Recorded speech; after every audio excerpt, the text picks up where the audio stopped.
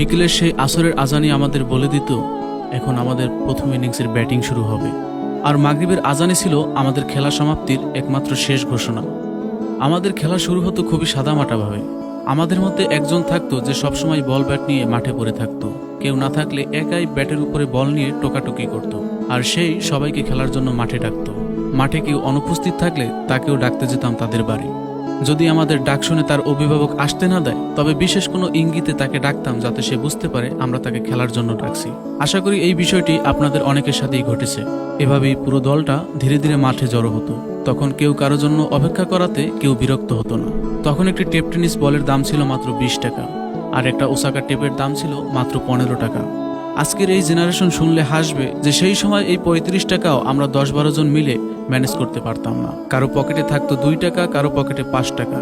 এভাবে মিলিয়েও 10 টাকার শর্ট থেকেই যেত। অতপর একজন বড় ভাই 10 টাকা বের করে দিত পকেট থেকে, আর সেই বড় ভাইয়ের 10 টাকার অনুদান ছিল আমাদের কাছে 1000 কোটি টাকার মতো। এই খেলার মাঠে আমাদের কাছে সবথেকে বড় দুঃসংবাদ ছিল বলটি হারানো গেছে কিংবা বলটি ফেটে গেছে। বল যদি কখনো কচুরিপানার ডোবায় পড়ে যেত, তবে পানিতে নেমে পড়তাম খোঁজার জন্য। সবার জায়গা থেকে সর্বোচ্চ চেষ্টা করতাম এই বলকে খুঁজে বের করার জন্য। ঝোপের আড়ালে বল লুকিয়ে গেলে তখন কাটার ভয় করতাম না, কারণ আমরা জানতাম এই বলটা যদি আজকে হারিয়ে যায় তবে আজকের দিনের মতো খেলা এখানেই শেষ। আবার 35 টাকা দিয়ে বল কস্টিপ কিনে খেলা, সেটা আমাদের কাছে ভীষণ কষ্টসাধ্যই ছিল। কিন্তু সেই বল হারানোর ভয়টাও নেই, সেই আনন্দটাও আর নেই। আমাদের মাঠগুলো ছিল একদম সাদামাটা। আমরা কখনো খেলেছি ফসলের মাঠে, আবার কখনো খেলেছি সেই হিজলতলার মাঠে কিংবা সুপারি বাগানে। সেই সময় আমাদের স্টাম্প ছিল বাঁশের কঞ্চি কিংবা ইটের সারি, অথবা গাছে নির্দিষ্ট করে দেওয়া সেই অংশটুকু। আমাদের ব্যাটের বর্ণনা করলে শেষ করা যাবে না। একটি ব্যাটে পেরেকের উপরে পেরেক দিয়ে তার উপরে প্লাস্টিক রশির বাঁধ, এবং সেই ব্যাট দিয়ে যখন ছক্কা হাঁকাতো কেউ, তখন চিৎকারে পুরো মাঠ কেঁপে উঠত। যখন কেউ আউট হতো তখন আমাদের ভিতরে কারাকারি লেগে যেত কে কার আগে নামবে। আবার দুর্ভাগ্যবশত কোনো ছোটদের হাত থেকে যদি ফিল্ডিং মিস হয়ে যেত, তবে বড়রা তাদের প্রতি রাগও হতো। কিন্তু পরের ওভারেই সে যদি কোনো উইকেট পেত, তবে সেই বড় ভাই বলে উঠত, হ্যাঁ এটাই চাইছিলাম, এই বলটাই কর। তবে আফসোসের কথা, সেই বলটা আজ অনেকদিনই করা হয় না। এই খেলা চলাকালীন সময় অনেক মুরব্বীরা আমাদের দিকে তেড়ে আসতেন, কারণ এই খেলার মাঠের জায়গাটা ওই মুরব্বীর। সে এসে বলতো, এই মাঠে খেলবি না, আমার ফসল নষ্ট করবি না, এখানে এত চিৎকার কিসের। আমরা ভয় পেতাম, চুপ হয়ে যেতাম। কিন্তু আমরাই সেই বেহায়া প্রজন্ম ছিলাম, ওই মুরব্বী চলে যাওয়ার পরে আবার সেই নির্লজ্জের মতো সেই মাঠেই খেলতাম।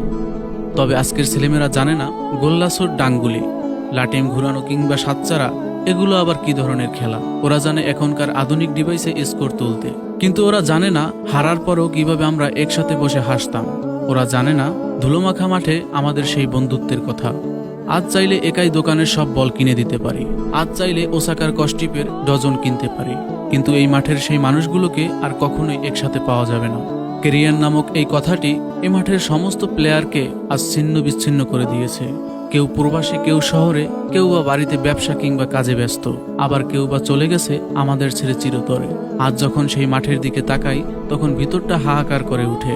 হয়তো সেই মাঠটা বলছে, আমি তো আছি, তোমরা এভাবে কোথায় হারিয়ে গেলে। কিন্তু এই মাঠ হয়তো জানে না আমরা আর কখনোই সেভাবে ফিরব না।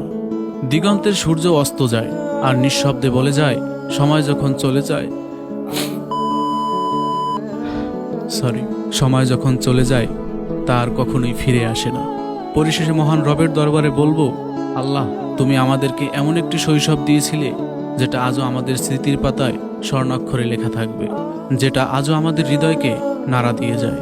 আমাদের এই সোনালী শৈশব উপহার দেওয়ার জন্য তোমার দরবারে লক্ষ কোটি শুকরিয়া।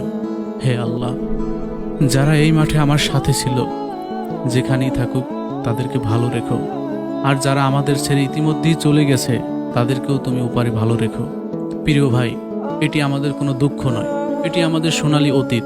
বরং আমরা আল্লাহর দরবারে শুকরিয়া আদায় করি, কারণ আমরা এমন একটি সোনালী শৈশবকে উপভোগ করেছি যা এ প্রজন্মের ছেলেমেয়েরা আর কখনোই উপভোগ করবে না। প্রিয় ভাই, আপনার মনটা খারাপ করে দেওয়ার জন্য আমি আন্তরিকভাবে দুঃখিত। সম্ভব হলে ভাইয়ের পেজটা ফলো করে সাথে রাখেন। পরিশেষে বলবো, এই হারিয়ে যাওয়া মাঠের আমার প্লেয়াররা, আপনাদের ভীষণ মিস করি।